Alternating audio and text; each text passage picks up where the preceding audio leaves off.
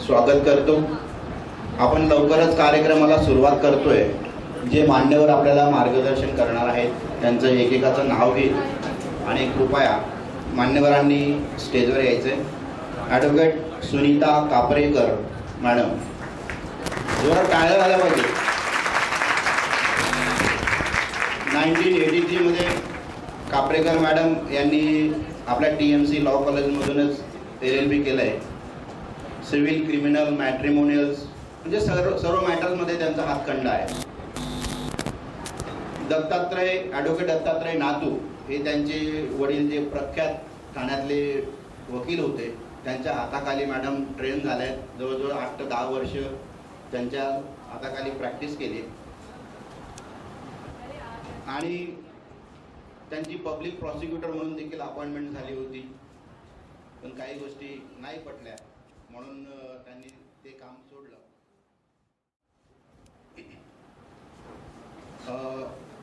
दुसरे जे मान्यवर आहेत ॲडव्होकेट श्री के पाटील साहेब। पाटील साहेब या, जोरदार टाळ्या झाल्या तर। पाटील साहेबांनी 1987 मध्ये प्रॅक्टिसला सुरुवात केली आणि मूळचे उरणचे रहिवासी असलेले पाटील साहेब ठाण्यात येऊन TMC लॉ कॉलेजमधून LLB झालेत। त्यांचंही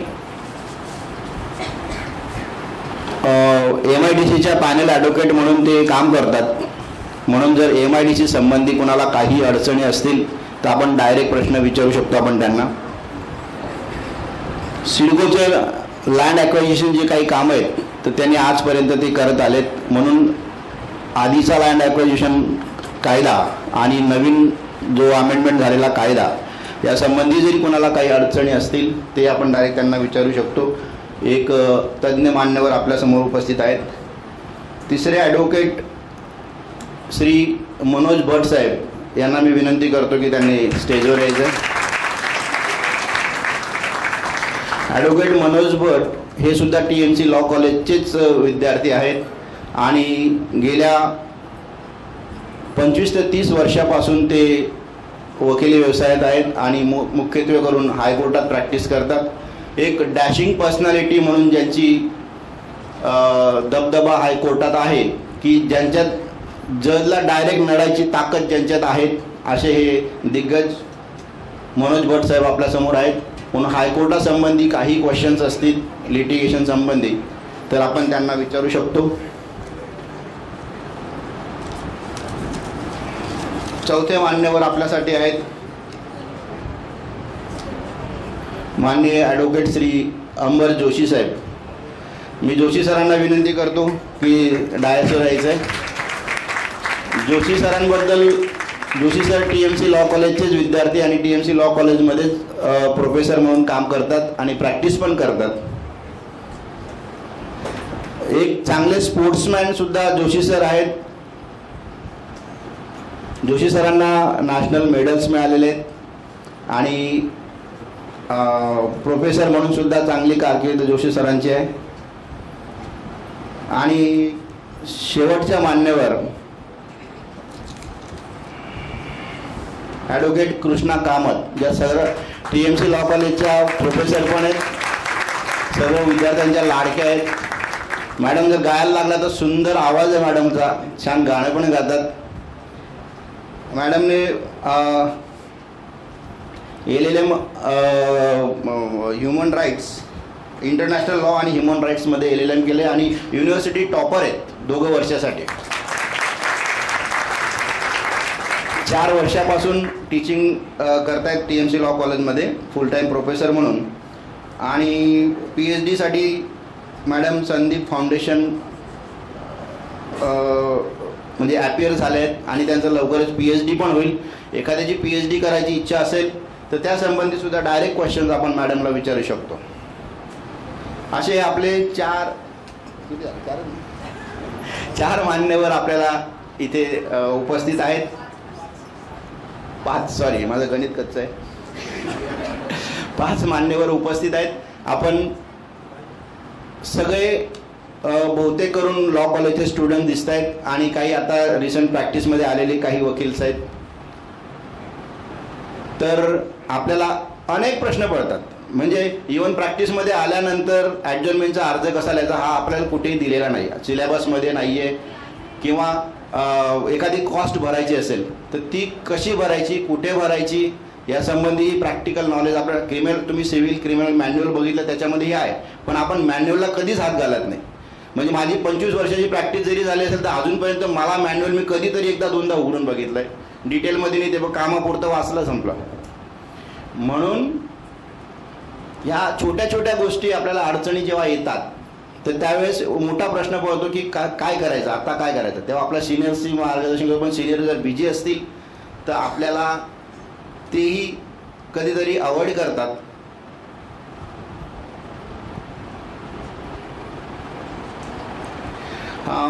मागे जे काही आलेत ना,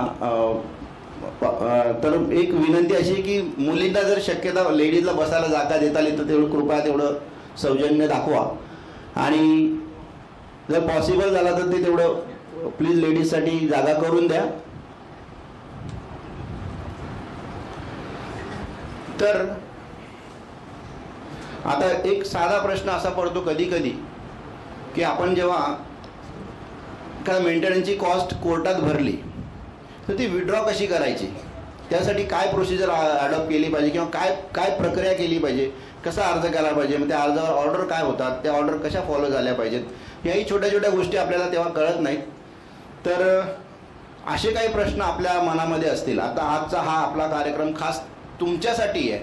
सुरुवातीचे हे जे पहिलं सेशन आहे हे फर्स्ट सेशन फक्त विद्यार्थ्यांसाठी आहे. विद्यार्थ्यांना जर काही अडचणी येत असतील किंवा इवन टीचिंगच्या संबंधी एखादा टॉपिक समजत नसेल की त्याचा अभ्यास कसा करायचा, एक्झामसाठी ॲपियर कसं व्हायचं, इथून तर तुम्ही LLMला जर ॲडमिशन घ्यायचं असेल तर काय प्रोसेस असू शकते, ह्याही गोष्टी आहेत. म्हणून मी तुम्हाला विनंती करेन की कोणाला जर काही असे छोटे मोठे प्रश्न असतील, आपल्यासमोर 5 मान्यवर आहेत, सगळे दिग्गज आहेत त्या फील्डमधले.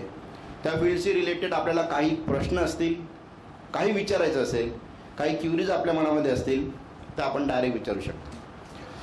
कोणाला माईक जरा पास ऑन करा.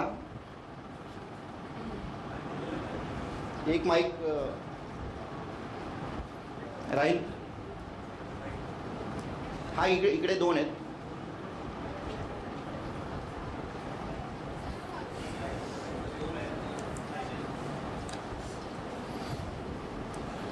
कोणाला काही शंका असतील, विचारायचं असेल. कसं असतं, आपण जेव्हा प्रॅक्टिसमध्ये आल्यानंतर म्हणा, आता समजा माझ्याकडे मला पहिला प्रश्न पडला होता जेव्हा मी प्रॅक्टिसमध्ये आलो की माझ्याकडे एक क्लायंट आला की एकदम हालाकीची परिस्थिती होती, झोपडपट्टीमध्ये राहत होता, एकदम गरिबीची परिस्थिती.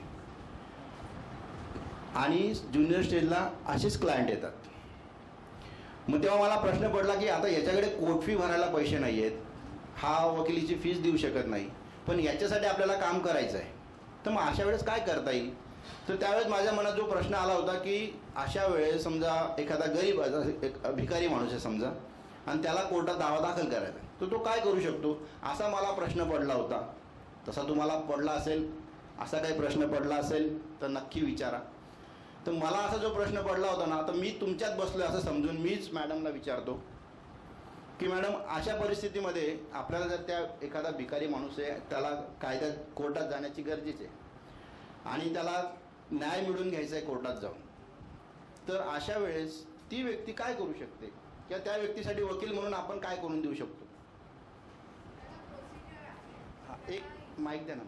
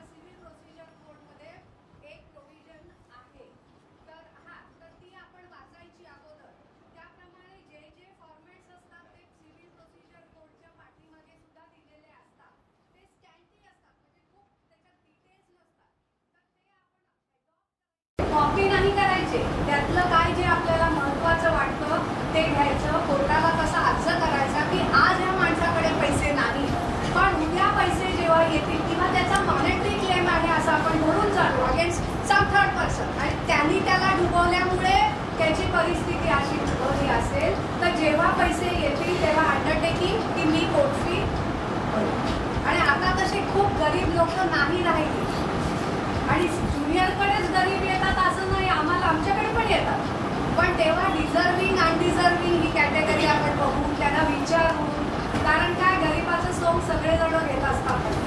तेव्हा आताचे दिवस जे आहेत ते खूप खराब आणि खोटे आहेत. 30-40 वर्षापूर्वी जेव्हा आम्ही वकिली सुरू केली तेव्हाचे येणारे पक्षकार आणि आजचे येणारे पक्षकार याच्यात जमीन आसमानाचा फरक आहे. ते आपली परीक्षा घ्यायला येतात, ते 4 ठिकाणी फिरून येतात, ते माहिती घेऊन येतात. तेव्हा आपल्याला सुद्धा त्यांच्याशी बोलताना आपली परीक्षा आहे असं समजून व्यवस्थित त्यांच्याशी इंटरॅक्ट करून याची खरोखरी हलाखीची आहे का, याला वकिलाची गरज आहे का, कायदेशीर त्याला मार्गदर्शन करण्याची आवश्यकता आहे, पण केवळ आर्थिकदृष्ट्या त्याची सबलता नाही, तर अशा पक्षकारांकडे जरूर लक्ष दिलं पाहिजे. धन्यवाद मॅडम. तसंच एक लीगल एडची पण प्रोव्हिजन आहे. ते सरकार दरबारी पण अर्ज करू शकतात आणि तिकडे सुद्धा त्यांना पॅनल असतो. दरवर्षी पॅनलवर ॲडव्होकेट्स नेमले जातात, ज्यांची 3 वर्ष 5 वर्ष स्टँडिंग आहे. पण बऱ्याच वेळेला असं होतं ते जेव्हा अपॉइंट होतात वकील तेव्हा ते चांगलं लक्ष देतात, पण नंतर जसं काम वाढत जातो तसं तर त्यांचं ते थोडंसं दुर्लक्ष होतं. तर जर तुम्ही पॅनलवर येणार असाल आणि तुम्हाला खरोखरी फॉर कॉज लढायचं असेल तर तुम्ही असं करू नका, असा सल्ला मी तुम्हाला देते. आणि काम हातात घेतलं तर ते पूर्णपणे तडीस नेण्याची क्षमता वकिलांनी दाखवली पाहिजे. अर्धवट पळकुटेपणा करून चालत नाही. धन्यवाद मॅडम. मला वाटतं याच्यावर अजून आपण मनोज भट सरांना पण विचारून घेऊ शकतो की समजा त्याच व्यक्तीला हायकोर्टात जायचं असेल आणि हायकोर्टात दावा दाखल करायचा असेल तर त्यासंबंधी हायकोर्टात जर एखाद्या गरीबाला लिटिगेशन फाईल करायचं असेल, रीटमध्ये जायचं असेल तर त्यासाठी काय, म्हणजे मॅडमने सांगितलं तिथं आहेच, पण हायकोर्टासाठी काही वेगळं काय असू शकतं का, आपण सरांना विचारूया. भट सर. हायकोर्टात वेगळं म्हणजे सूट जर दाखल करायचं असेल ओरिजिनल साईडमध्ये same provision of CPC is applicable. Okay. ना high court also has a legal aid body. You can approach the legal aid committee and they will help you with an advocate who will not charge you fees. Then in High Court, we go for not just filing suit and all. We go there for even enforcing our fundamental rights. So we file writ petition. You all know, no?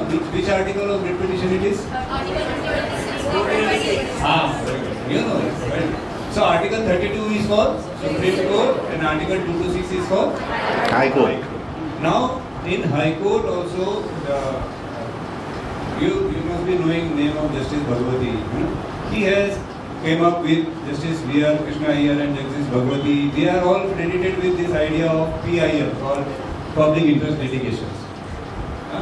So these public interest litigations and some fundamental rights, if it is violated, what you can do simply is, even on a postcard, if you write what is wrong done with you and it is addressed to the Chief Justice of a particular High Court or the Supreme Court Chief Justice or any High Court judge, that will be taken cognizance of by the High Court suo motu, and they can take up the matter from their own and they will see to it that your fundamental rights are enforced. So it is a myth that the litigation is very costly. But sometimes there are luxury litigations, and why would the government pay for it? And as Madam said, there are clients who are also taking advantage of the advocates, the sympathy. So I have one experience in early days. I was with my senior and हम लोग एक तो junior group थे, तो एक बहुत गरीब आदमी आया, उसके पास एक चाल थी, चाल में एक रूम था, रूम में 10 रुपया भाड़ा लेता था महीने का. तो गरीब था ना वो. अच्छा, पहले तो मैं बलदेव सर को थोड़ा करेक्ट करूंगा, भिखारी नहीं, गरीब. भिखारी क्या करेगा कोर्ट में, वो भीख मांगेगा, उसको क्या है तो कोर्ट में बराबर, ठीक है. लेकिन 10 रुपए का भाड़ा वो 20 रुपया बढ़ाना चाहता है, उसके लिए एनहांसमेंट ऑफ रेंट या जो भी क्या बोलते हैं उसको, for enhancement of rent he has to make an application. So my senior was quite senior at that time.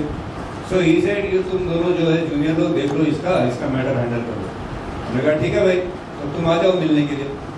तो आ गए वो मिलने के लिए, तो हमें उनके पेपर निकालने थे प्रीवियस सूट के. तो प्रीवियस सूट के पेपर निकालने के लिए 300 रुपया खर्चा था. तो हमने उसको बताया भैया 300 रुपये पेपर निकालने का, हमारी फीस नहीं है, और कोर्ट में से पेपर वगैरह आपके पुराना रिकॉर्ड निकालना होगा तो 200-300 रुपये खर्चा आएगा, आप दे दो। तो बोला हाँ ठीक है मैं आता हूँ देता हूँ। 2 महीना 3 महीना 4 महीना हो गया, उसने हमें 300 रुपये नहीं दिए। अब वो 300 रुपये नहीं दे तो आप पेपर नहीं निकाले तो आगे काम नहीं हो। तो एक दिन वो हमारे सीनियर को मिला 4 महीने के बाद। सीनियर को ने हमको बुलाया and he was very angry. 3-4 महीना हो गया तुमने इस गरीब आदमी का कुछ नहीं KIA. We said sir we asked him for 300 rupees, he is not even giving that। और वो बेवड़ा भी था, गरीब भी था, बेवड़ा भी। तो 300 रुपये देना उसके लिए चैलेंजिंग था। Every day he was making it। And as juniors we were not expected to spend money from our own pocket because we had nothing in our pocket, right? So we just waited for our senior. Then he said, okay ये दोनों नालायक है, इनके pass नहीं है, तुम मेरे pass मिलना direct. And then my senior dealt with him directly कि मैं देखूंगा तेरा काम। And one fine day within a week my senior was not at office, this gentleman came। He said साहब किधर है? मैं साहब तो बाहर गए। बोला ठीक है ये चेक साहब को दे दो। Same person। I saw the check, it is 20,000 rupees। Now this gentleman was not ready to pay 300 rupees just 1 week before।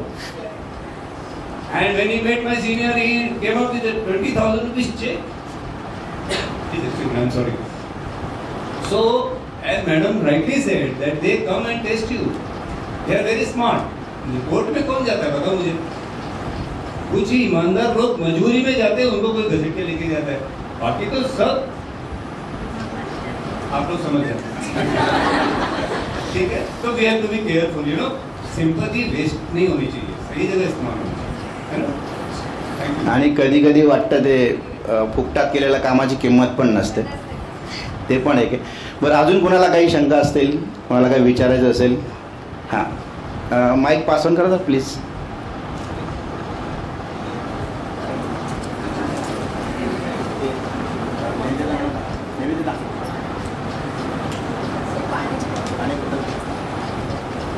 Hello. Good morning. My name is Prachi Singh. I always have the curiosity on what basis the advocates charge their fees, because the fees of one advocate, a normal one, and whereas a very famous one, it differs a lot. So if you could just say something regarding that. म्हणजे वकिलांच्या फीजबद्दल, म्हणजे कोणी जास्त charge करतं, कोणी कमी charge करतं, या संबंधी काही सांगू शकता का?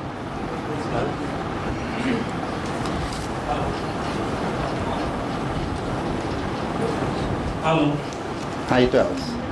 वकिलांच्या फीबाबत काही निश्चित अशी धोरणं नाही आहे, परंतु आपल्या बार काउन्सिल ऑफ महाराष्ट्र किंवा प्रत्येक बार काउन्सिलने एक शेड्यूल ऑफ फीस केलेली असते. कुठल्या मॅटरला किती फी घ्यायची आणि किती सिनियर वकील आहेत, 5 वर्ष 10 वर्ष 25 वर्ष, त्याच्याप्रमाणे कॅटेगरी केलेली आहे.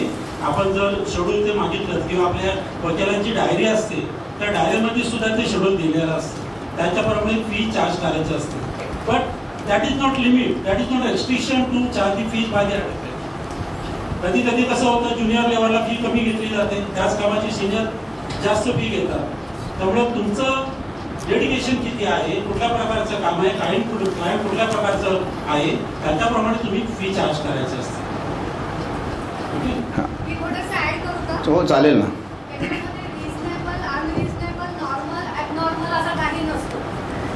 शेड्यूल त्यांनी जसं सांगितलंय तसं असतो, पण कधी कधी काय होतं की सिनियर आहेत तर ते जास्त चार्ज करतात, कारण त्यांना बाकीच्या कामांकडे लक्ष देऊन, आणि हे कॉम्पिटिशन नाहीये. आता काय पाटील साहेबांकडे गेलेल्या माणसाने जर 5,000 रुपये फी त्यांनी कोट केली तर मी 4,000 करणं हे अयोग्य आहे, कारण ही कॉम्पिटिशन नाही आहे, हा बिझनेस नाहीये, हे प्रोफेशन आहे. तेव्हा ज्या फीज दिलेल्या आहेत, प्रॅक्टिस अप टू स्टँड किंवा सो अँड सो, नोटीस कितीमध्ये इश्यू करायची, तर ती डायरी रिफर करून जर कोणी प्रश्न केला की एवढी फी अनरिजनेबल वाटते, कारण देणाऱ्याला नेहमी ती जास्तच वाटत असते, खर्च पण असतो, कम्प्युटरवर प्रिंट आउट करायचा, त्यांना ड्राफ्ट द्यायचा, पोस्टिंग करायचं, क्लार्क आपल्याला ठेवावे लागतात त्या सगळ्या गोष्टींसाठी. तर तेव्हा आपण त्यांना ते शेड्यूल दाखवायचं की एवढी फीज आहे, मी तेवढीच लिमिटमध्ये घेते, but you can charge higher than that schedule also if you are able, and if you find, you know, there is lots of efforts to be taken in the matter.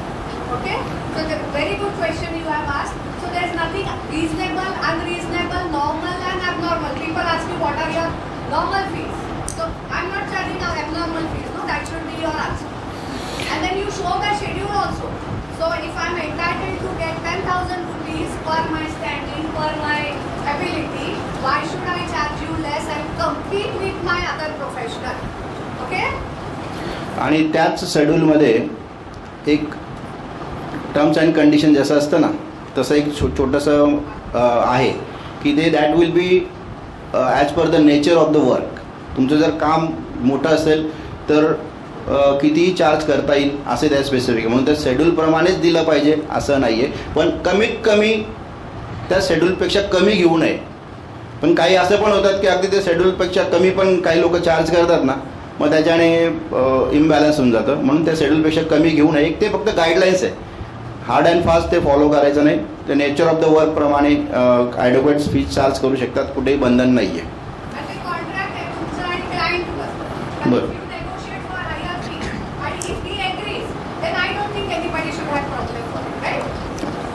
धन्यवाद madam. अजून mic Pasang करा please.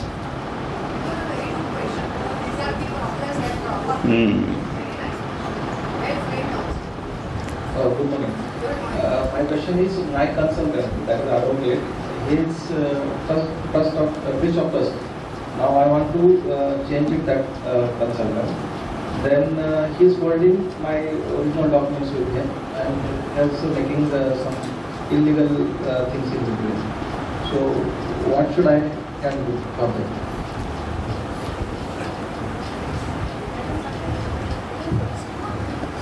Bhat sir नाही, मला वाटतं भट sir याच्यावर चांगलं उत्तर देऊ शकतील की वकील बदलायचा आहे पण त्यांनी पेपर होल्ड करून ठेवले. तुम्हाला वकील बदलायचे आहे आणि पहिला वकील तुम्हाला पेपर देत नाही असं तुमचं म्हणणं आहे, correct? So what to do? Issue a notice to this previous advocate because under advocates act and also under the ethical code, the Bar Council of India rules, no advocate has any authority or lien over the documents of his client. Even if suppose I am your previous advocate and you have not paid my fees, yet I cannot have a lien over your papers, the documents. I have to return those documents. If I want to recover my fees, I will file a suit against you. But I cannot withhold your papers on that ground. The fees is not paid. So if your fees is also paid and he is still withholding the papers, that means he is doing an unethical practice. So his complaint can be lodged with the Bar Council of India and notice can be issued to him. But it is difficult to justify because when we giving the document to the advocate, we don't have any evidence of that this document has submitted to the first consultant. You can approach the court, get the certified copies from the court. You will find out what documents are there on the record of the court or not. It is not very difficult. First of all, as a practice, most of the advocates who are senior, they don't keep the original documents with them. The original documents are retained by the client. Only when it is required in the court, that time those are produced. Because it is very risky to keep the original records. And Xerox copies you can take out as many.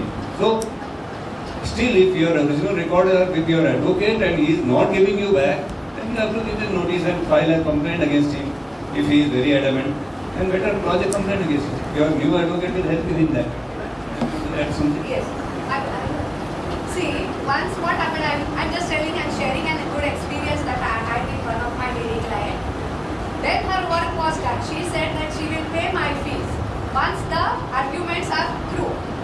Once the arguments were through, she said, I don't owe you anything. I said, okay, good enough. She said, you give my papers. I said, just sign and give me that I have received my papers. From that brief, I removed the cross-examination, where I had cross-examined 3 psychiatrists. Okay? So I removed those papers. She said, no, these are my papers. I said, these are not your papers. These are my papers. These are my notes which would be helpful to me when I cross-examine the other psychiatrists in some other matters. You don't want to pay. These are your papers. You check what is being filed at list exhibit 3. Okay? And all these documents were summoned by the psychiatrist and they were before the court. So they are not your documents also. Despite this, if you want, you have to apply and take it. I refuse to give you the work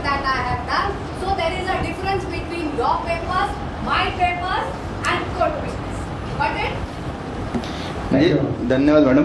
thank you sir. आणि असंही होऊ नये की पूर्ण अर्ध्याच्या वरती काम आपण त्या वकिलाकडनं करून घ्यायचं. हो देतो फीज सुरुवातीला 5,000 दिले काम चालू कर, असं होतं.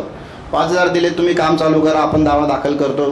हिअरिंगला स्टे झाल्यानंतर तुम्ही म्हणाल मला परत द्या आणि तुमची फीस देणार नाही, असं पण व्हायला नको. याही गोष्टी चेक करायला पाहिजे. नेहमी ॲडव्होकेटलाच ब्लेम करायला पाहिजे असं नाही. क्लायंट लोकांचंही कुठे कुठे चुकतं जर पेपर होल्ड करत असेल तर. त्यासाठी प्रोसिजर सरांनी सांगितलीच. बरं अजून कुणाला काही? हा इकडे या.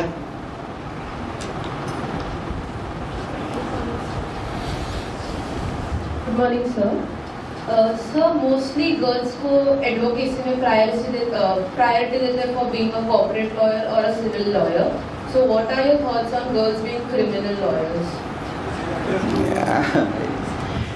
म्हणजे फक्त महिलांनाच प्रेफरन्स दिला जातो सिव्हिल लॉयर आणि कॉर्पोरेट लॉयर, क्रिमिनल साईडला ते का घेत नाही असं त्यांना म्हणायचं आहे.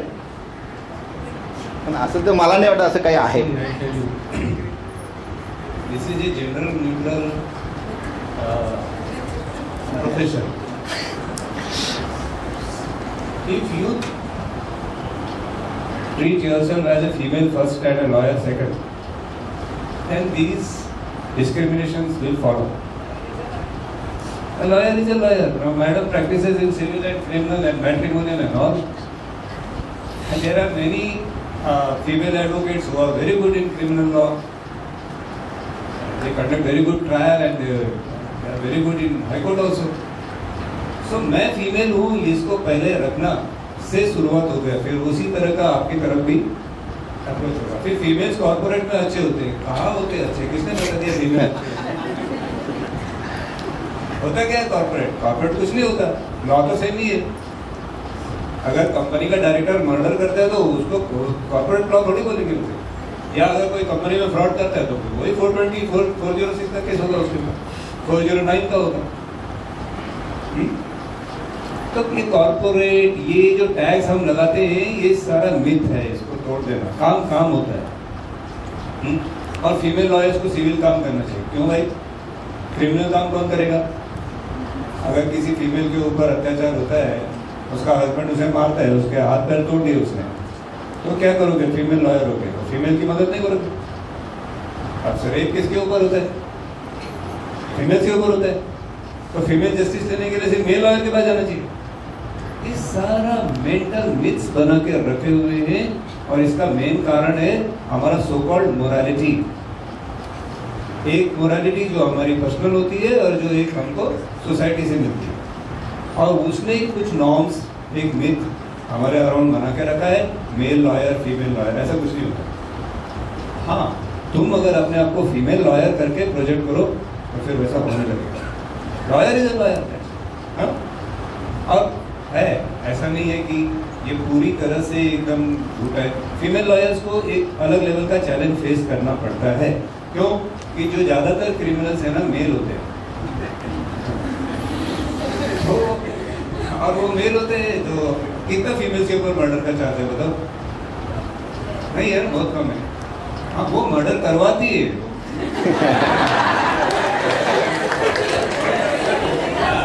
They may be conspirators or abettors, but they are not the direct, they will not take the knife in hand. Rarely they will do.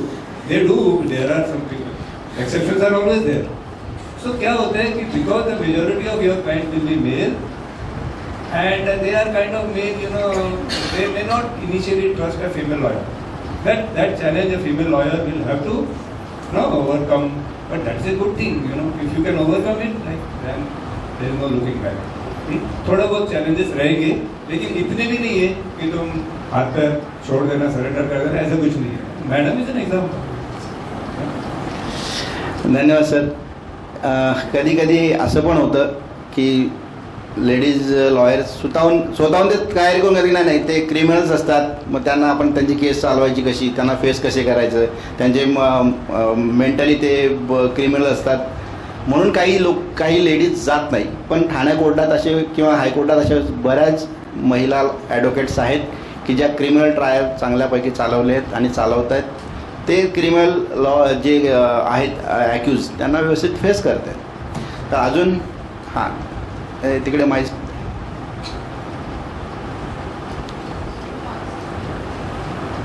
Good morning.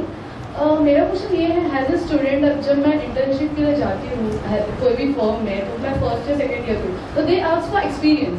So as a first year student और second year student, from where I will get the experience? So why they don't take us as a intern? So that is my question. Okay, आपण मंदार जोशी सरांना अमर जोशी सरांना विचारणार. Actually intern के पास experience कौन मांगता है? अगर एक्सपीरियंस हो तो इंटर्न कौन बनेगा? व्हाई do you become intern first of all? See, first of all, I understand this question. Everybody goes through this problem, you know. But see, think one thing. This is a service. This is a self-service, and it's a self-employment. So first thing starts from your student age. आप लोग अपने I don't want to go into the ways areas of the thing, लेकिन आज का आपका जो pattern है बहुत डाउटफुल है. 60-40 पैटर्न में आप लोग पास हो जाते हो, no nothing about the practice. See, जब एक सीनियर के पास जाते हो ना, as a intern, as a trainee, whatever, first question senior के दिमाग में क्या आएगा? What can you do for me? And you go with the expectation कि मुझे सैलरी मिलना चाहिए, मुझे पैसे मिले चाहिए, I should get money. But for me as a senior, what can you do for me? You can't even draft a simple application for adjournment, you know. Exactly. मतलब शुरू वहाँ से होता है. So first deserve and then desire. पहले service देने की आप काबिलियत रखो तो अपने आप सब फॉलो होता है. आपको कोई टेस्ट करेगा, PEST टेस्ट करेगा, so what happens? आप अपनी काबिलियत रखोगे तो सीनियर आपको पकड़ करेगा. Seniors also require good juniors.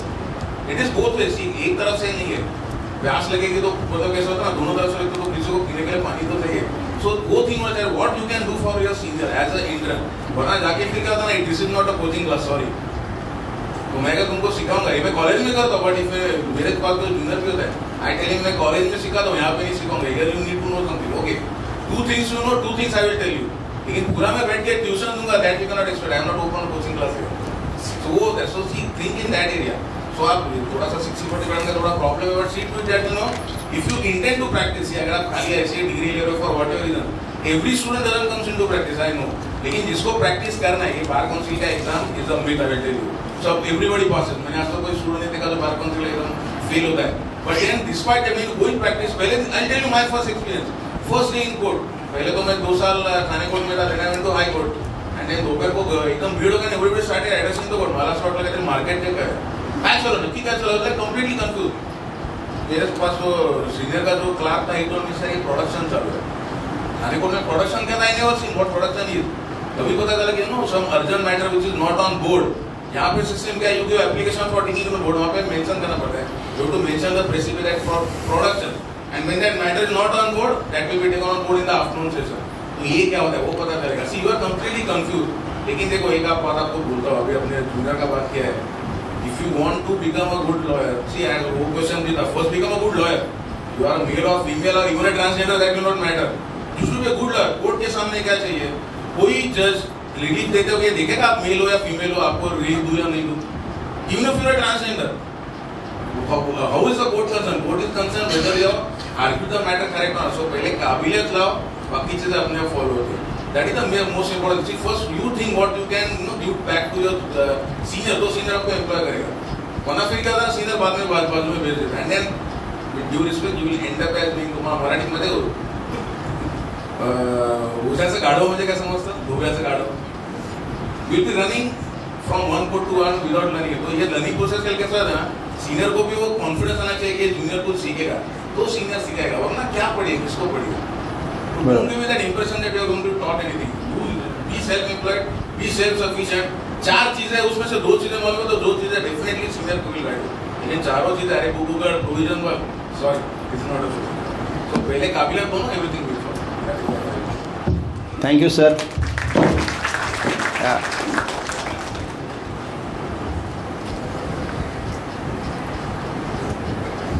Good morning. So whenever we go for internship, I'm a final year student. So when we go for internship, they expect you कि तुम 10 बजे आओ और शाम में जाओ. So my question is, as a student, is it even necessary कि हमारा primary focus internship पे रहे? Because हम 7 घंटा 8 घंटा नहीं दे सकते. We are not the employees. We are an intern. And जितना हम importance internship को दे रहे हैं, the same amount of importance we have to give to our studies as well. Because हमारा फाउंडेशन ही नहीं रहेगा, how will we even be able to practice in future? और अभी नहीं पढ़ेंगे तो कब पढ़ेंगे? But अभी इंटर्नशिप नहीं किया तो बाद में कौन लेगा? So we are into a dilemma कि हमें हमारा प्राइमरी फोकस कहाँ रखना चाहिए? मी कामत मॅडमला माईक पास ऑन करायला सांगतो. Hello. Is this question specifically targeted to any special educator who is training, or it's a part of your practical? It's a personal internship or as a part of college practical you are saying? No, I went for an internship and they said, they asked me to come at 10 o'clock and they used to leave me at evening and then expect me again to come at 10 o'clock. See, and there are a lot of my classmates also who have the same problems, and they also go to 6:30, they come late at night at 11, and again they have to run 9 o'clock in the morning. So when I'm here, I'm going to study, and they expect you to go IIB, and they expect you to quit my visa. So we are not the licensed lawyer. Okay, fine. So I get your question that this is a personal internship that you are going through, right? Please let me tell you here with my very little experience in front of the dais that I am sitting, they all are my super seniors. माझ्या प्रॅक्टिसचा अनुभव त्यांच्या पावही नाही आहे. But yes, whatever administrative or academic experience I have from that I will share. की पहिला आपण always we should remember that, see, with all due respect, I have learned this that not you're right when you say that हम पढ़ेंगे कब. पढ़ना उतना ही important है undoubtedly. But this is such a profession where practicality holds a lot of importance, and there will come a time in your life when you will realize that what is in courts is not always in the books, and what is in the books may not necessarily always be in the courts. So यहाँ पर क्या हो गया, दोनों integrally different part हो गए, दोनों को उतना ही पढ़ना और उतना ही time dedicate करना जरूरी है. And as a lawyer I think यहाँ पर एक या law student ये माइंड फ्रेम ये हटा दीजिए कि 10 घंटा करेंगे, 12 घंटा, 24 घंटा भी काम करने का तैयारी जब आपको होगा तभी you will become a successful advocate. And I'm sure all my dignitaries will agree with me. Not boasting anything, even we work, even we are doing our households, we are doing pursuing our PhDs, we are studying more than 15-16 hours a day, plus handling family and other responsibilities. There can never be this time limit in your mind when you are in this noble profession which needs more than 500% of dedication. यहाँ पर 100% भी कम है is my experience as a law professor, as a little practice that whatever I have had. Okay, so please remove this time barrier from your mind. You have to manage, you have to struggle, you have to go through it. If you are especially a first generation lawyer, then तो ज़्यादा ही. Okay, and I'm sure my other seniors will like to add to this. Exactly. आणि खरं म्हणजे ह्या प्रोफेशनमध्ये यायचं असेल तर तुम्हाला 16 तास काम करायचंच आहे. म्हणजे आम्हीही केलं आहे, इवन जे डायसवर आहेत त्यांनीही केलं आहे. सगळे वकील, जर तुम्हाला काय अचिव्हर्स व्हायचं असेल या प्रोफेशनमध्ये तर you have to work at least 16 hours. आणि म्हणून मी 10 वाजता आले, आम्ही तर 8 वाजता आलो आहे. 8 वाजेपासून आम्ही सिनियरकडे असतो. मॅडम सांगतील, मॅडम त्यांच्या वडिलांकडे त्या प्रॅक्टिस करायच्या, तरीसुद्धा आपण मॅडमला एकदा विचारूनच घेऊ. त्यांचं डेली जेव्हा ज्युनियरशिपमध्ये करत होत्या तेव्हा मॅडम सांगा जरा माहीत आहे ना मॅडम, जरा कसं आहे म्हणजे आम्ही या हॉलमध्ये बसल्यासारखं वाटतं. माझे वडील जरी वडील हे नातं असलं तरी त्यांनी मला माझे सगळ्यात वर्स्ट ट्रीटमेंट मला त्यांच्याकडे मिळालेली आहे. आणि मी आज अभिमानाने सांगते की त्यांनी मला जाणून बुजून दिली असावी. कारण मी एकदा त्यांना म्हटलं होतं की ती ज्युनियर लेडी आहे, तिने ब्रीफ आणलं नाहीये इयरिंगचं आणि तुम्ही तिला काहीच बोलला नाहीत आणि तुम्ही मला रोज का रडवता. मला नाहीच करायचंय आता, वकिली नको, मी 1500 रुपयाची कुठेतरी नोकरी करते.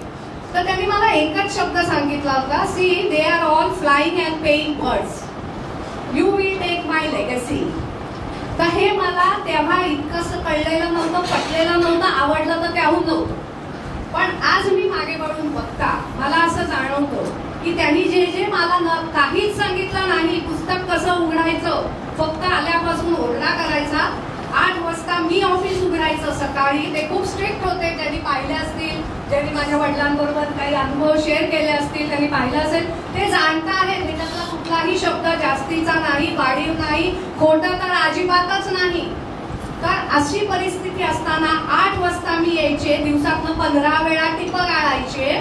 तेव्हा माझ्या आईने मला समजावून सांगितलं, मी संसाराच्या माणसाशी इतके वर्ष केलेला आहे, तू थोडीशी कळ काढ आणि तुझं सगळं नीट होईल, कल्याण करून घे. आणि मी त्यांना रोज सांगायचे कोणाकडे तरी मला कोणाच्या तरी दारात सोडून या, दारात सोडून या, मला नाही करायचं. आणि मी नेहमी सांगायचे मला विजू टिपरीस जे हायकोर्टमध्ये एक नाव होतं त्यांच्याकडे सोडा. पण मग त्यांनी हिंमत केली नाही, कारण मी इतकी स्ट्रॉंग झाले आणि इतकी मी त्यांना रोज सगळ्या माहित्या द्यायला लागले आणि ते माझ्यावर डिपेंड झाले.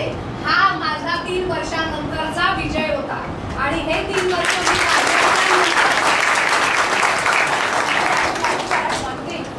वर्ष मी काढल्याच्या नंतर जेव्हा मला कळलं की हे माझ्यावर डिपेंडेंट झालेले आहेत, त्या दिवसापासून मी खूपच स्ट्रॉंग झाले. मी स्वतः केस चालवली. म्हणजे जे विजय आगाशे यांचे सिनियर आहेत ते सगळे जेव्हा बघायचे की मी क्रॉस करायचे, मी एक्झामिनेशन इन चीफ घ्यायचे आणि डेअरिंग भलती जो आणि इतकं म्हणजे मला हाऊस होती कामाची की नाही हे मी चालवणार. आपल्याला किती येतो, काय सांगू शकतो, काय सांगायला नको आहे याचं मला समयक ज्ञान नव्हतं. तरी पण जी एक जिद्द असते, एक डेअरिंग असते की नाही मी हे वाचलेलं आहे, मी का नको करू, मी चालवते. एकदा तर तुम्हाला असा अनुभव सांगते की तुम्हाला वाटेल की हे असं कसं घडू शकतो, पण हे माझ्या बाबतीत घडलेलं आहे. मी एकदा केस चालवत होते आणि ते दुसऱ्या कोर्टात होते आणि ते आले तिथून. अँग्लो इंडियनची सूट ऑन टायटल होती. त्या दिवशी मला सूट ऑन टायटल म्हणजे काय होतं ते मला त्याचं ज्ञान झालं. तर त्या दिवशी मी चालवत असताना त्यांचं काम झाल्यावर ते आले आणि ते रागारागाने जजला म्हणाले की तुम्ही कसं काय सुरू केलं, हिला काय येतोय. म्हणजे भर कोर्टात पंचनामा झालेला होता, माझा इन्क्वेस्ट तोच होता बरं का. हिला काय येतो, तुम्ही काय चालू केलं. तर ते म्हणाले तुम्हाला मी सांगतो की अत्यंत व्यवस्थित केस चालवली आहे. जेव्हा मला वाटेल की थोडीशी साईड ट्रॅक होती आहे, मी पण पेपर वाचून आलेलो आहे, तेव्हा मी ही केस बंद करीन आणि तारीख देईन. तुम्ही आता इंटरफेअर करू नका की माझी तुम्हाला रिक्वेस्ट आहे. मग ह्या कधी शिकणार असं जेव्हा जजनी सांगितलं ते खूपच अपमानित झाले. त्याच्यानंतर 8 दिवस मी जे काढलंय आणि सोसलंय ते मी तुम्हाला नाही सांगत आहे, पण ते माझं स्टार्टिंग पॉईंट होतं. आणि सूट ऑन टायटल म्हणजे आज मला विचारा जज करते म्हणजे काय मी सांगते. तर आपल्यामध्ये सुद्धा आपण क्षमता निर्माण केली पाहिजे. आपल्यामध्ये असतेच ताकद, फक्त ती आपण एक्सप्लॉइट करायची. वाचायचं, अपमान केला कुणी म्हणून तिथे रडत थांबायचं नाही की का बोलले म्हणजे यू डिझर्व इट असं नाही का म्हणून. आणि ते सगळं विसरून मी आज पुढे गेले. आज माझ्या प्रॅक्टिसला 40 वर्ष झाली आणि मला बरं वाटतं की मी माझ्याकडे खूप धन दौलत मोठ्या गाड्या नसल्या तरी मला समाधान आहे. मला जे जे पाहिजे होतं ते मी मिळवलेलं आहे आणि या व्यवसायाने मला खूप काही दिलंय, मला घडवलंय, जडवलंय. माझे सगळे जे मित्र आहेत यांचा सुद्धा त्याच्यामध्ये सहभाग आहे. तुमच्या सगळ्यांचा सहभाग आहे. माझ्या इंग्लिशचं कार्य नाही. धन्यवाद मॅडम. आणि म्हणजे तुम्ही जेवढा वेळ द्याल तेवढा तुम्ही डेव्हलप व्हाल. आता मी एक विषय आला म्हणून सांगतो. माझी एक ज्युनियर प्रेमिला साठे इथे उपस्थित आहे. ती .8 वाजता ऑफिसला असते. माझ्या भिवंडीला राहते पण .8 वाजता ऑफिसला असते. पहिला मला फोन सर मी आले. 8 वाजेपासून तर मी समजा 10:30ला पोचतो, तर 8 ते 10 वेळेत ती पूर्ण ब्रीफ वाचू शकते, अभ्यास करू शकते, तिला पाहिजे तसं काही ड्राफ्टिंग करू शकते. म्हणजे फुल वेळ तिला मिळतो निवांत अगदी. मग एकदा 11 वाजता कोर्ट चालू झाला की मग धावपळ चालू होते. म्हणून मी 8-10 वाजता येते किंवा मी वेळ कसा देऊ, वेळ आपण काढायचा असतो. त्याच्याशिवाय आपण डेव्हलप होणार नाही. आणि हे काही नोकरी नाही आहे, जॉब नाही आहे, हे प्रोफेशन आहे. प्रोफेशनमध्ये तुम्हाला वेळ द्यायलाच लागेल आणि त्याच्याशिवाय तुम्ही सक्सेस होऊ शकणार नाही. धन्यवाद. अजून कोणी? हां, माईक पास ऑन करा तर प्लीज.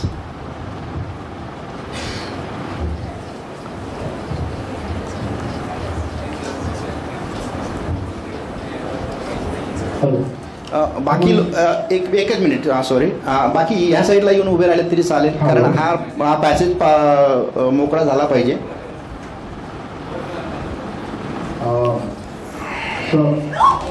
आरामात.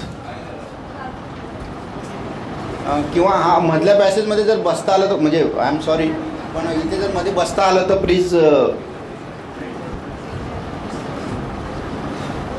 म्हणजे सॉरी, जागेची कमतरता असल्याने आपल्याला इनकन्व्हिनियन्स होत आहे. त्यासाठी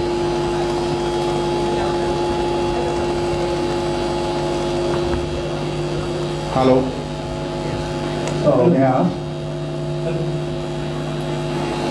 साऊंड तो माईक बंद करा बरं, तो बंद कर.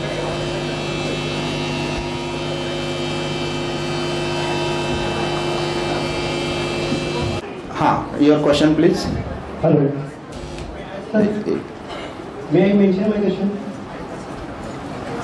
Hello. Hello. हा माईक कोणाकडे आहे अजून एक? बऱ्याचदा कोर्टात फाईल अपील किंवा रिव्हिजन दाखल असतो, तेव्हा त्या सकाळी काय असतो, सकाळी कोर्टात APA किंवा बेल मॅटर किंवा रिमांड किंवा कस्टडी घेतला जातो आणि अपील किंवा रिव्हिजनसाठी दुपारची वेळ दिली जाते आणि दुपारी गेलं तर सांगतात की आता डेट द्या. डेट दिली तर 3 महिन्याची डेट देतात किंवा तरी आणि दुपारी बोर्ड पण डिस्चार्ज करतात. तर या अपील आणि रिव्हिजन घेण्यासाठी काही रेग्युलेशन करू शकतात का? एक मिनिट, परत प्रश्न विचार. बऱ्याचदा कोर्टात काय होतो, अपील किंवा रिव्हिजन फाईल केलेला असतो. बरं. तर त्या कोर्टात कसं असतं, कोर्टात सकाळी APA अँटिसिपेटरी बेल किंवा बेल मॅटर किंवा रिमांड किंवा एव्हिडन्स घेतला जातो आणि अपील रिव्हिजनसाठी सांगतात की दुपारी या, दुपारी मॅटर मेन्शन करा. दुपारी मॅटर मेन्शन केलं तर सांगतात डेट घ्या, आम्ही ऑर्डर करण्यात बिझी आहे. म्हणजे आणि जर दुपारी मॅटर मेन्शन केला सांगतात डेट द्या, आम्ही ऑर्डर करण्यात बिझी आहे. आणि जर पुढची डेट दिली तर 3 महिन्याची डेट भेटते आणि समजा ती अप्रिलची डेट भेटली तर ती जागा समर सेशन किंवा साहेबांचा ट्रान्सफर येतो. तर अपील आणि रिव्हिजन कन्सिडर करण्यासाठी काय रेग्युलेशन करू शकतात का? नाही, असं मला नाही वाटतं असं काही काय, कारण that is depend upon the working आणि कोर्टाचं. पाटील साहेब सांगा बरं. कसं असतं, डिस्ट्रिक्ट जजमध्ये, डिस्ट्रिक्ट कोर्टामध्ये सिव्हिल आणि क्रिमिनल दोन्ही मॅटर असतात आणि सेशन्स जे असतात त्या सेशन्समध्ये जेलमधले काही विटनेस असतात, म्हणजे आरोपी असतात, बाहेरचे विटनेस असतात. तर त्याच्यासाठी त्यांनी सेशन्सना प्रेफरन्स द्यायला लागतो आणि सेशन्स या कंटिन्यू चालवायला आणि त्याच्यामुळं सिव्हिल मॅटर्स अडजॉर्न होतात. ते डिलिव्हरेट करत नाही. आपल्याला दुपारची काय सांगतात, सकाळची सेशन असतात आणि मग दुपारी दुपारी वेळ मिळाला तर आपण घेतो, ॲडजस्टेबल असतात. त्याच्यामुळं डिलिव्हरेटली करत नाही आणि त्याच्यासाठी काही रेग्युलेशन्स असे नाही आहेत.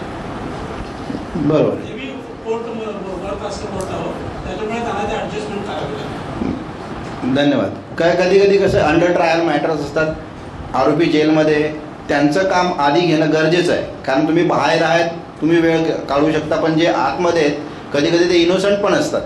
आता इनोसंट लोकांना अननेसेसरी आतमध्ये ठेवून मॅटर त्यांचं प्रोलॉंग करणं ते चुकीचं होईल, म्हणून कोर्टाला तसा प्रेफरन्स द्यायला लागतो त्या मॅटरच्या नेचरप्रमाणे.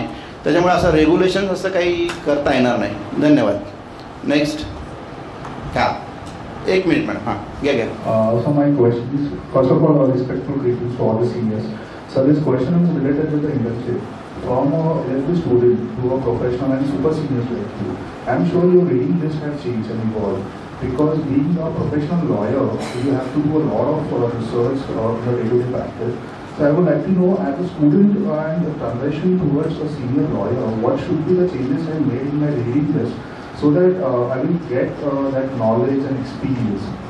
See, I understand that in giving a practical experience, I have to study a lot, I have to read different journals, but I'm sure you are sitting here and back in your career, you have read a lot other than the law, individual experience or qualities. So I would like to know that changes you made in your reading list consciously. Joshi sir. First, my question to you: which books were you reading while you studied? Mughal. Yes sir.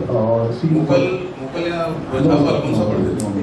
When I was in first year, my teachers told me that it's better to read the commentaries on topics. So as a contractor, as a commentary, constitutional law, there is a reading of. So you were reading Beretex. Should I presume that you were reading Beretex? Yes sir. You studied from Beretex, correct? Yes sir. After becoming a lawyer, you will be reading Beretex only. Nothing else you will be reading. See, only what happens, you are studying after. See, you are studying general. You are studying the entire subject, right? Coming into practice, your study will be very specific, related with the only issue which is before the court. So आपका जो केस होगा वही आप पढ़ोगे, पूरा CRPC पूरा CPC पढ़ने का जरूरत नहीं है. Whatever case required, you have to read only that. I understand sir. So reading will be in light of what, see, court में कौन सा इशू है, कौन सा मैटर आपको रिप्रेजेंट करना है. You have to read only that. पूरा CRPC पढ़ने का जरूरत नहीं है. So your study will be more specific. Student हो ना, तभी आपको पूरा syllabus पढ़ना है. यहाँ पे अलग approach है. So definitely what will happen, we will go more deep into that particular topic and we will be dealing with that. So then you have to go on to case law. Case law is the best thing. Why कोई भी court के सामने आगे बढ़ तक बड़े court का court केस law दिखाओ, that helps you. You talk with the authority that the upper court has dealt in such manner. So पहले तो you must be correct with your facts. Law is secondary. पहले facts clear होना चाहिए. Civil law, criminal law, first be clear with your fact. Then be clear with the law that is applicable. Read that law properly. Read the provision in deep. Know some case law. You will yourself find these answers. See, nobody can help you in this because ये रास्ता खुद ढूंढना है. Even your senior cannot guide you in this. You have to deal with the matter in the so senior बाद में guide करेगा. लेकिन हर एक चीज मुझे बताओ, मुझे करके दो, that is not done. So you have to take efforts to that effect and अपने आप रास्ता मिलते जाएगा. Sorry to interrupt you, but my question was somehow related to the personality development. Personality. I want to say, other than law, you have other interests, other hobbies, which made your personality. You are sitting here with that personality. I think that is a major changes we have as a law student and a senior who are sitting in front of us. I would like to know during your career transactions, for your career development or your betterment, what reading, for what books you read actually. Other than that, it's something not related to law. I understand there are various methods, and I'm a student. I will learn a lot about it. But I think all the lawyers, they have a specific reading list. They read newspaper specifically with different minor personality. They take the details from newspaper and other resources available online differently than a law student. This is what my assumption is. I am asking according to that. If you may, these are my questions. So, if we have understood your question right, you want to know other than law books, what more I should read to become a good lawyer? Yes, sir. Is that correct? Yes, absolutely. I'll give you an example. Once I got a book, a very famous book, Nature of Judicial Process by Benjamin Cardozo. He was a great jurist, and I was so happy to have that book. And I took it to one very senior lawyer in Kaneko, and I told him, sir, I got this book, and it's such a great author and all. And then he took out his briefcase and said, the best book I have read in my life contains only 10 pages, not even 10 pages. I said, which is that book? Can you show him? And he took out his bank passbook. That is the best book. This is the best book I read. Now, this is on a lighter note. Okay? Now you want to read books. Why do you want to read books? I'll tell you the difference between two terms and you will understand what I am trying to convey. One is called qualification and the other is called quality. Okay? So this LLB degree, for example, your BCom degree or BSc degree, BA degree was a qualification to enter into law college. Yes? And then you enter into law college. And then you get another degree, that is LLB degree. That is again a qualification to enter the court. Correct? Or to be eligible for giving a bar council exam. And then that bar council exam gives you another qualification to enter the court. But then that is only qualification. Where are the qualities? For becoming a good lawyer, you need quality. Then again you understand two terms. One is education, the other is training. Now, it is like a bird with two feathers. Now, one is education and the other is training. Can a bird fly with only one? Not possible, right? So, you need education and you need training. You need qualification and you also need qualities. Now, can you make good friends?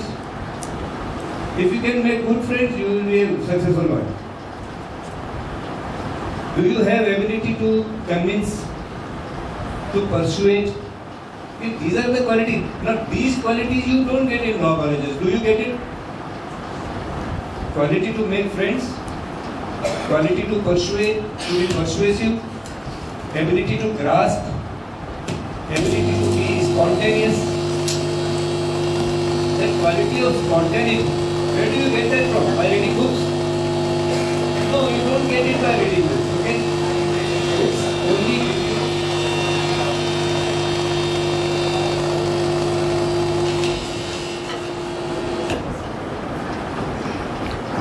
Is it working? Okay. So, by reading books, you get information. And that information you interpret in your own way or you ask somebody. But that is not everything. So, you need books, no doubt. You have so many books.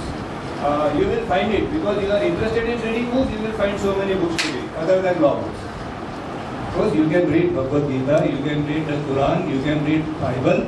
The very fundamental principles of life are there.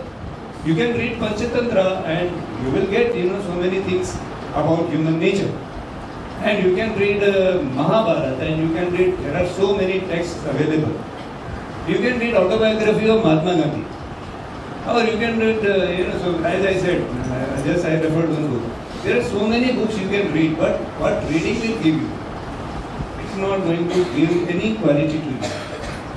You get qualities by getting trained, by getting tested. So when you appear before the court and it is your first matter and the judge is very rude and very harsh, and you are appearing before him with a brief, and suddenly you forget what you want to say. At that moment, it is your qualities that will help you in overcoming that situation and to turn that situation in your favor. Those qualities you have to develop. So the question should be, okay, we are reading books anyway here and we will be reading books there. But what is more required for becoming a successful lawyer? All lawyers are LLB anyway, some are LLM. But then all lawyers are not successful. Why? What is the difference? The difference is not of qualification. The difference is of qualities. Each individual has different qualities. So you can give me personally, I will tell you. धन्यवाद sir. एक शेवटचा प्रश्न, एक last question घ्यायचा आहे, कारण आपल्या पुढच्या कार्यक्रमाचे त्या मॅडमकडे मला जरा माईक पास ऑन करा. बरं, ओके. एक शेवटचा प्रश्न, नंतर आपला पुढचा कार्यक्रम चालू करायचा आहे. हां, नमस्कार. शॉर्टमध्ये, एकदम शॉर्टमध्ये विचारा. स्टार्ट. वेळेचं बंधन आहे आपल्याला म्हणून विचारलं. सर, प्रश्न असा आहे की आपला एखादा मॅटर एखाद्या डिस्ट्रिक्ट कोर्टमध्ये आहे आणि त्यावेळी तिकडचे जे जज असणार आहेत, तर त्यांच्यासमोर अर्जदार आणि सामनेवाला हे दोघांना सुद्धा समान न्याय देण्याचं काम जजचं असलं पाहिजे, बरोबर? पण त्या सिच्युएशनमध्ये जर अर्जदार हा त्या डिस्ट्रिक्ट मधला आहे आणि जो सामनेवाला आहे तो बाहेरचा आहे, या सिच्युएशनमध्ये जर ते जज त्या अर्जदाराला जर पर्सनल लेवलला ती केस घेत असतील, केस म्हणजे जजचं काम काय असलं पाहिजे की अर्जदार आणि सामनेवाला या दोघांना सुद्धा समजून घेऊन योग्य तो न्याय देणं गरजेचं आहे, हे अपेक्षित असतं. पण त्यावेळी जर समजा मी सामनेवाल्याच्या बाजूने जर लढत आहे पण माझ्या सामनेवाल्याला समजूनच घेतलं जात नाहीये आणि ती केस पर्सनल लेवलला घेतली जाते, या सिच्युएशन मध्ये आमची भूमिका काय असली पाहिजे? मला वाटतं असं जनरली होत नाही, पण असं झालंय आणि असं होतेच, तर त्या अकॉर्डिंगली मी तो प्रश्न विचारते की जजला हे राईट आहे का की ती केस पर्सनल लेवलला? एक मिनिट, ठीक आहे. आपण पाटील साहेब जरा याच्यावर असं काय सांगता येईल? ज्युडिशियल लेवलला जे ज्युडिशियल ऑफिसर असतात ते सहसा असं वागत नाही, बायस होत नाही, डिस्क्रिमिनेशन करत नाही. परंतु आपण म्हणालात तशाप्रमाणे काही अर्जदारांना, काही दाव्यांना तसं जर त्यांना अनुभव आला किंवा त्यांना वाटलं की बायस आहे, हे मी त्यांच्या समोर आहे, वकील म्हणा किंवा पक्षकार म्हणा, त्यांना असं वाटलं की माझ्या दृष्टिकोनातून ते बायस आहे, मला ते माझ्यावर अन्याय करतात, तर त्याच्यासाठी सेक्शन 24 CPC मध्ये तुम्ही डिस्ट्रिक्ट कोर्टाला अर्ज करू शकता. ते ग्राउंड देऊन ती केस तुम्ही दुसऱ्या कोर्टामध्ये ट्रान्सफर करू शकता. परंतु त्याच्यासाठी तुम्हाला तुमच्या बाबतीत जे घडलेलं आहे ते एक्सप्लेन करावं लागेल. That should be judicial. Personally कोणी तुम्हाला माझ्या भागातला नाहीये, तो त्यांच्या भागातला आहे, त्यांच्या एरियातला आहे म्हणून त्यांना फेवर करतात असं काही होत नाही. सुप्रीम कोर्टाचे जे काही केस लॉज आहेत त्याचं एक्सप्लेनेशन दिलंय, त्यांना तो अर्ज पण सबमिट केलाय की तुम्ही जो निर्णय दिलेला आहे तो तुम्ही जो निर्णय दिलाय हा सुप्रीम कोर्टाने आदेश दिला याला सुद्धा मान्य करत नाहीये, अशा पद्धतीचा अर्ज सुद्धा ते जज समोर सबमिट केलेला आहे. पण ते तो अर्ज रिसीव्ह करत नाहीये. त्यांचं म्हणणं की आधी तुम्ही जे सांगितलं ते करा, मग आपण हे बघू. मला हे म्हणायचं अशा पद्धतीची अरेरावी कुठल्या कोर्टामध्ये जज करून होऊ शकते का? त्यावेळी त्या वकिलांची भूमिका काय असली पाहिजे? नाही, म्हणून त्यांनी ते सांगितलं की आपण पर्सनली तुम्ही तिथं काय करू शकत नाही. तुम्हाला जी रेमेडी आहे सेक्शन 24 मध्ये to transfer the matter in other court, आणि त्याच्यामुळे तुम्हाला डिस्ट्रिक्ट कोर्टाला अर्ज करावा लागेल to permission to transfer the to matter. आणि असं होतं जर जेन्युइन रिझन असेल तर डिस्ट्रिक्टच्या तुम्हाला परमिशन देतात आणि तुमची मॅटर दुसऱ्या कोर्टामध्ये ट्रान्सफर करतात. सेक्शन 24 प्रमाणे तुम्हाला ट्रान्सफर ॲप्लिकेशन करता येईल. धन्यवाद. आजचं सेशन एकदम घवघवीत आणि एकदम व्यवस्थित प्रसन्न वातावरणात खेळीमेळीच्या वातावरणात झालेलं आहे. मान्यवर जे आपले पुढच्या कार्यक्रमातले आहेत ते त्यांची उपस्थिती झालेली आहे. म्हणून आज डायसवर जे मान्यवर आपल्यासाठी उपस्थित राहिलेत, ज्यांनी आपल्याला मोलाचं मार्गदर्शन केलं, आपण त्यांचे विधी फाउंडेशन आणि TMC लॉ कॉलेज यांच्या मार्फत हार्दिक आभार मानूया. त्यांना मी विनंती करतो मान्यवरांना की त्यांनी समोरच्या बसायचं आहे. पुढचा कार्यक्रम लवकरच चालू होणार आहे. तत्पूर्वी MH03EB 3858 ही पटेल असं नाव लिहिलेली एक कार आहे जी रस्त्यात उभी आहे आणि त्याच्यामुळे वाहतुकीला अडथळा निर्माण होतोय. तर ती कार कोणाची, आपल्यामधले कोणाची असेल तर कृपया ती कार काढून घ्यावी. आणि पुढचा जो कार्यक्रम आहे हेगडे व्याख्यानमाला, या कार्यक्रमाला लवकर सुरुवात करतोय आपण. मी ॲडव्होकेट श्री राज नलगे यांना विनंती करतो की माईकचा ताबा घेऊन पुढचा कार्यक्रमाचे सूत्रसंचालन करावं. आणि मलाही विधी फाउंडेशनने हे प्रोग्राम होस्ट करायला संधी दिली म्हणून त्यांचा मी आभार मानतो. धन्यवाद. जय. थँक्यू. धन्यवाद बलदेव राजपूत साहेब. आपण अत्यंत खेळीमेळीच्या उत्साहाच्या वातावरणात हा पहिला जो आपला सेशन होता, जो खरं तर विद्यार्थ्यांसाठी खूप महत्त्वाचा असतो. इनफॅक्ट फक्त विद्यार्थी नाही तर जे विद्यार्थी आहेत, वकिलीत नवीन आलेले आहेत, त्या सगळ्यांसाठी महत्त्वाचा असतो. खूप खूप धन्यवाद.